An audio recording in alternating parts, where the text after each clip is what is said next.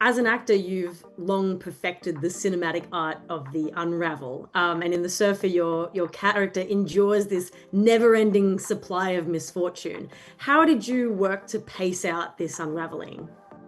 Well, that's a good question because some thought did go into it, and I wanted to make that distinction very clearly in the beginning that what appears to be a fairly well put together normal man with a job and a son, a teenage son, and a nice Japanese luxury car slowly unveils a kind of little holes in his personality and also his life where, oh, wait a minute, his wife is no longer with him, and oh, by the way, she's getting married again and she has a baby on the way, and his son wants nothing to do with him, and now he's lost his watch, and now he's lost his car. All these things were carefully graphed out, but for me as an actor, I wanted to incorporate how much it would affect my voice, like the sunlight, the dehydration. It's like the scene where you really hear the change in the voices outside the car with Julian's character, Scally, when he's tormenting me with the burger and with the beer. And I'm talking more like, in that zone. And then he's just kind of a humiliated puddle of tears and weeping. And I wanted it to be so far removed from the guy we met in the beginning. I always believe that if you scratch the surface of any man or woman long enough, you will eventually reach the inner caveman. So he had to get to that place of total degradation and humiliation before he got to that place of eat the rat. But it was all carefully graphed out and thought out. Is he walking differently? Is he walking slower? Is he limping? Is his voice getting more and more hoarse? All those things were carefully drawn.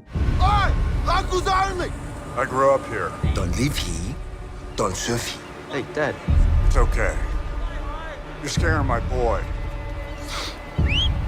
Now. No need for all this fuss. When Tom Martin sent me this outline for this story, we both started thinking we should set this in Australia and do a kind of contemporary version of like an Ozploitation film and subverting some of those tropes as well. Like, Awake and Fright was obviously very kind of masculine and this toxic masculinity around like drinking culture. And I guess you guys would call them bogans or something, whereas in this, they're much more like refined, they're quite wealthy, property owners in this kind of quite exclusive place in Western Australia. So like culturally things are quite different, but at the same time, there's still this undercurrent around like masculinity and what it means and ownership over land and all this kind of stuff. So I think it was all those things ran into The Surfer. I think even like the colors and the heat of a lot of those Australian films, like Long Weekend as well, really kind of captured something, like nature against man or place against man. And so they all kind of played into the film. I mean, that scene of Eat the Rat is a major point for the character. Can you tell me a bit about how you approached that scene? So what happened there is interesting because I didn't really know what I was going to do in that scene with Pitbull and the ocean where the big transcendent moment occurs. I knew I had this prop rat, and the rat was a very good prop. It looked real. It was made of rubber. It looked good.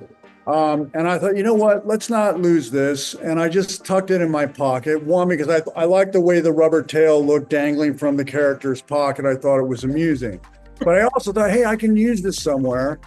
And I had seen a movie called Sabrina, directed by Billy Wilder. And in that movie, Humphrey Bogart removes an olive from his martini glass and he shoves it in his uncle's mouth and goes, eat it. And I was watching that alone in my bed in Nevada, and I was cracking up. I was like, I can't believe he just did that to his uncle in a movie, and I couldn't stop laughing. And that was in my head. And I finally said to Lorcan, I think I want to use this rat. I want to shove it in Pitbull's mouth and say, eat the rat, eat the rat. And it just happened because Lorcan is the kind of filmmaker, not unlike David Lynch, who isn't afraid to foster a feeling of creativity and openness on his set. Plus, he has a wicked sense of humor. He's really funny, but he's also not afraid to take wild chances with things. So he let me go for it. And that's how that happened.